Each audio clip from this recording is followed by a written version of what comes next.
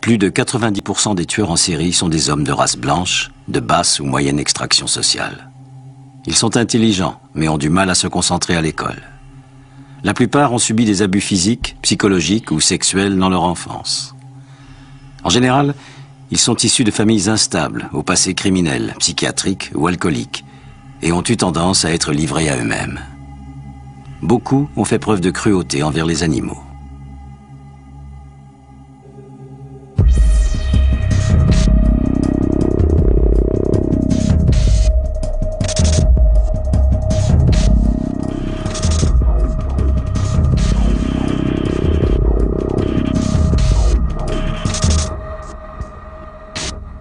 J.W. Gacy, par exemple, avait un père alcoolique qui le battait souvent. Il l'insultait, détruisant sa confiance en soi. Plus tard, J.W. eut des problèmes avec sa propre masculinité. À l'âge adulte, il se mit à violer et à tuer. On retrouvera 29 cadavres enterrés dans sa cave. John était très apprécié par ses voisins, qui eurent bien du mal à croire qu'il fût capable de telles atrocités. Ted Bundy est né dans la misère et n'a jamais connu son père. Il avait de bonnes notes à l'école, mais il était d'humeur incontrôlable. À 16 ans, il était voyeur, se masturbant de façon obsessionnelle. Qui aurait dit qu'il deviendrait un tueur en série? Pourtant, il tua de nombreuses femmes. Bien des Américains pensent qu'un tueur en série est une espèce de monstre aux yeux vitreux, à l'allure et au comportement démentiel. Pourtant, en général, le tueur en série est extraordinairement ordinaire. C'est un homme blanc, d'âge moyen, qui aime dominer, contrôler, qui ne tue ni pour l'argent ni par vengeance, mais parce que cela lui procure une sensation de bien-être. Il y prend plaisir, cela l'amuse. Il aime l'excitation, l'exaltation de ce moment où il recueille le dernier souffle de ses victimes. Il jouit de leur souffrance et s'efforce de rendre leurs derniers instants longs et douloureux.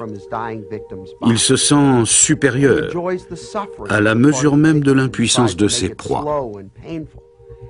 It makes him feel superior to the extent that he makes his victim inferior. Gacy était un citoyen respectable. Il avait son affaire, était marié et avait 7 enfants. Cette façade suffit à le rendre indécelable pendant de longues années.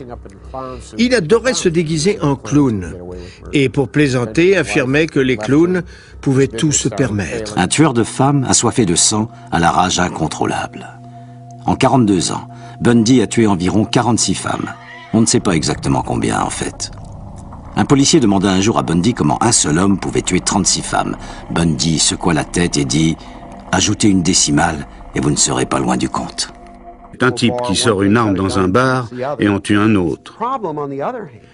Mais pour ce qui est des meurtres en série, on a affaire à un petit nombre de types qui font un maximum de dégâts. Ils peuvent tuer 5, 10, voire 20 personnes. Bien avant Hannibal Lecter, cannibale de fiction, il y eut un homme que les journaux à sensation surnommèrent l'homme gris ou encore le loup-garou de Wisteria. C'était un vrai cannibale, un monstre vivant.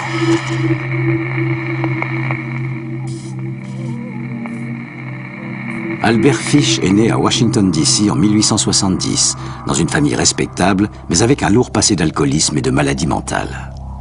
Quelques-uns de ses parents avaient péri dans des asiles. Son père est mort quand il avait 5 ans. Sa mère dut travailler et ne pouvait s'occuper de lui. Il fut placé dans un orphelinat. Il se souvient. « J'ai vu tellement de garçons fouettés que ça a pris racine dans ma tête. » Fish devint peintre et décorateur, fut marié pendant 20 ans et eut 6 enfants. Mais quand sa femme le quitta pour un autre, le laissant seul à élever ses enfants, il commença à se décomposer dangereusement. Sa folie, alimentée par un intérêt grandissant pour le cannibalisme et la religion, le poussa à consommer de la viande crue et à en servir à dîner à ses enfants. Plus tard, ils racontèrent que cela se produisait les soirs de pleine lune. Bien qu'on ait dit qu'il n'avait jamais abusé physiquement de ses enfants, on sait qu'il les encourageait, ainsi que leurs amis, à le fesser avec une pagaie parsemée de longs clous.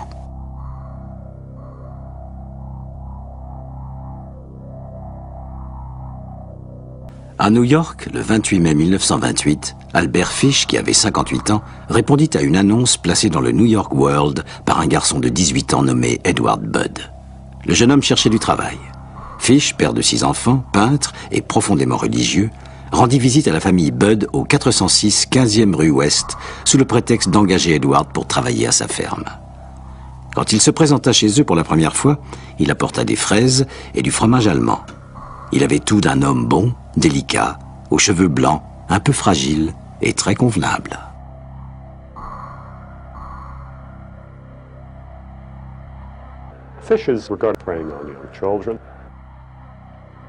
Fish aurait pu passer facilement pour un gentil grand-père, mais il était loin d'en être un. Edward Budd était enchanté à l'idée de travailler tout l'été chez cet affable papy, et Fish sut rapidement gagner la confiance de Albert Budd. Quand il vit la petite Grace Budd, âgée de 12 ans pour la première fois, son âme morbide bascula de façon diabolique. Enchanté à la vue de la fillette, Fish changea vite de tactique et promit à Edward qu'il viendrait bientôt le chercher pour le ramener à la ferme. Puis, il insista pour emmener Grace à l'anniversaire de sa nièce, le soir même. Les Budd, d'abord hésitants, finirent par laisser partir Grace avec Fish. Ils ne reverraient jamais leur fille vivante. En 1930, l'enlèvement de Grace Budd n'était toujours pas élucidé. Avec le temps, Fish se découvrit une nouvelle obsession. Il écrivait des lettres obscènes à des veuves et il répondait à des annonces matrimoniales. Mais il n'était pas un prétendant classique. Sortir au restaurant ou au cinéma ne l'intéressait pas.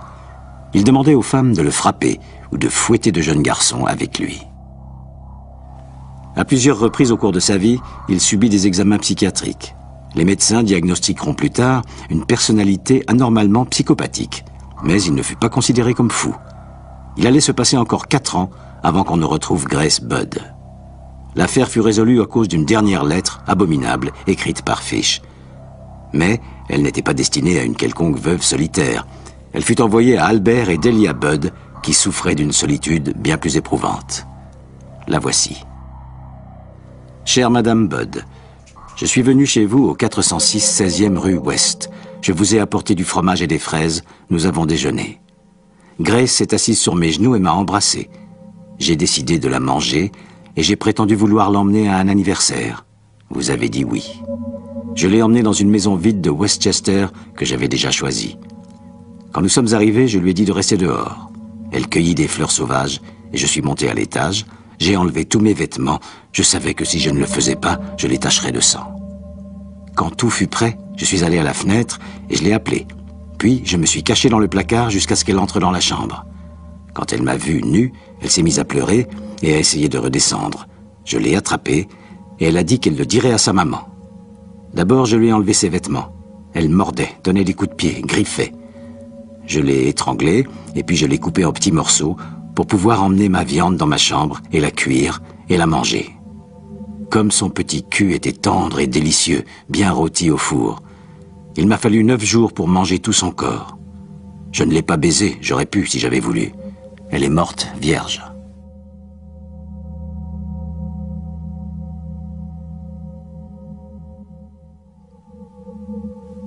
Après l'avoir dépecée, il en laissa la plus grande partie dans un placard. Il en emportait une portion et prenait le train pour rentrer chez lui. Il cuisinait la chair avec des oignons et des carottes. En la mangeant, il éprouvait du plaisir sexuel. Sa lettre infernale n'était pas signée, mais la police réussit à identifier le type de papier et d'enveloppe. À l'époque, il vivait dans un meublé. Ils le traquèrent et l'arrêtèrent. Dans ses affaires, la police trouva de vieux articles de journaux sur Fritz Haarmann, le vampire allemand qui tuait de jeunes hommes avant de vendre leur chair au marché. Fish fut inculpé du meurtre de Grace Budd. Il avoua au moins 100 autres crimes. « J'ai eu des enfants dans tout le pays », plaisantait-il. Il fut condamné à mourir sur la chaise électrique à Sing Sing. Le 16 janvier 1936, Fish prit ses derniers repas. À midi, il mangea un T-bone steak. Le soir, un poulet rôti auquel il toucha à peine. Plus tard cette nuit-là, en conclusion d'une chasse à l'homme de 6 ans, l'État de New York mit fin aux appétits innommables de Fish en l'électrocutant. Fish attendait cela avec plaisir. Ce devait être le frisson suprême pour lui. « Le seul que je n'ai jamais essayé », s'exclama-t-il. Jeffrey Dahmer était le fils d'une femme admirable et d'un docteur en chimie qui passait depuis toujours plus de temps dans son laboratoire qu'avec sa famille. Les tendances macabres de Dahmer le portaient vers les animaux écrasés sur la route ou la torture et l'assassinat de petits animaux. Des voisins racontent qu'il tombait parfois sur des grenouilles ou des chats cloués à des arbres derrière la maison des Dahmer. À l'âge adulte, Dahmer était tranquille et poli. Il travaillait dans une fabrique de chocolat à Milwaukee, mais sa placidité masquait les squelettes qu'il cachait dans le placard, au sens propre du terme. Il était homosexuel, avait un penchant pour l'alcool, un type très spécifique de corps masculin et pour le cannibalisme. Il traînait dans les bars gays, attirait les hommes chez lui sous prétexte de drogue, d'alcool ou de sexe. À 18 ans, Dahmer avait déjà commis son premier meurtre. Dans l'immeuble, les voisins commencèrent à se plaindre des odeurs et du bruit provoqué par une scie électrique. Plus tard, Dahmer expliquera que les odeurs provenaient de viande avariée dans son réfrigérateur et qu'il se servait de la scie pour fabriquer un meuble. Mais ce que trouva la police racontait une toute autre histoire. Parmi les horreurs découvertes chez lui, 3 corps dissous, 5 bidons d'acide, 4 têtes, des squelettes dans un placard, un pénis pris dans une pince de homard, un torse masculin à moitié rongé par l'acide. Son réfrigérateur ne contenait que des condiments. Mais dans le congélateur, il y avait des poumons, des foies, des intestins, des reins, des crânes et un cœur qu'il gardait pour plus tard. Je remuerais ciel et terre. Vous ne seriez plus en sécurité nulle part si je m'attaquais à vous. C'est pas des conneries. Vous pouvez me croire. J'ai réglé leur compte à pas mal de gens. Vous pourriez bien braquer une arme sur moi si j'avais une dent contre vous. C'est pas ça qui m'empêcherait d'avancer. Pour m'arrêter, il faudrait me tirer dessus. Et vous auriez bien tort de ne pas me tuer parce qu'à notre prochaine rencontre, c'est moi qui vous tuerai. Combien de personnes avez-vous tué? Ça doit aller chercher dans les...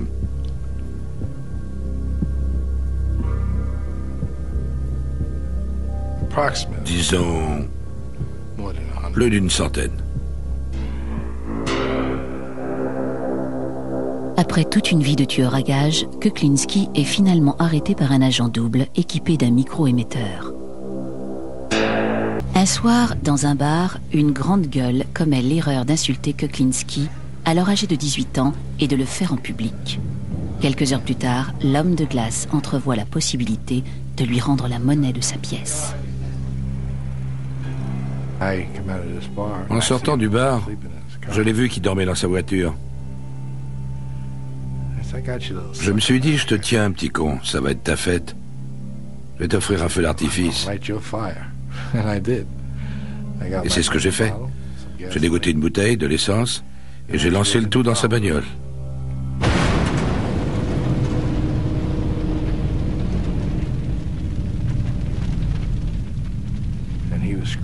Il fallait l'entendre hurler dans les flammes. Sa voiture brûlait.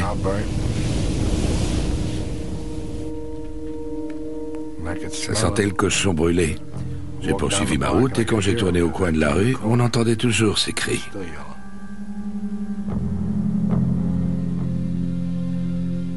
Là, c'était juste moi.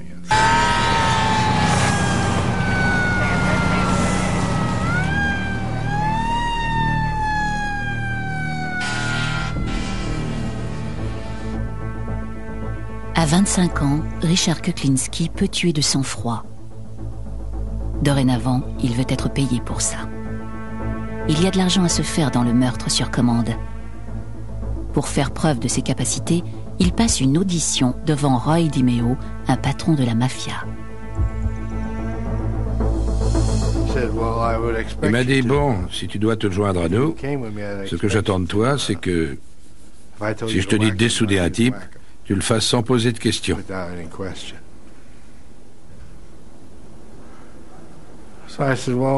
J'ai répondu oui, ça devrait pouvoir se faire. Et lui, comment ça? Tu peux ou tu pourrais?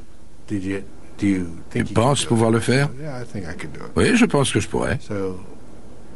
Il a demandé à Freddy d'aller chercher la voiture. Il y est allé.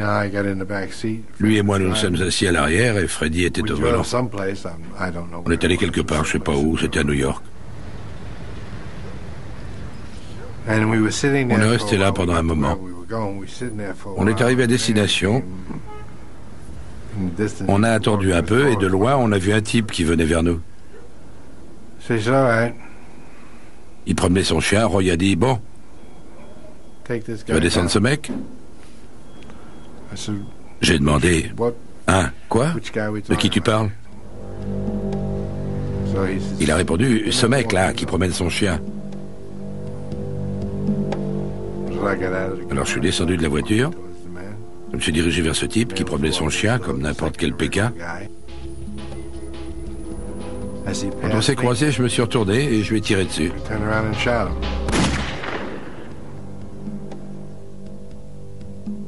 Je me considère comme un type qui fait quelque chose parce que quelqu'un d'autre le lui demande. Et qu'il me paye bien pour ça.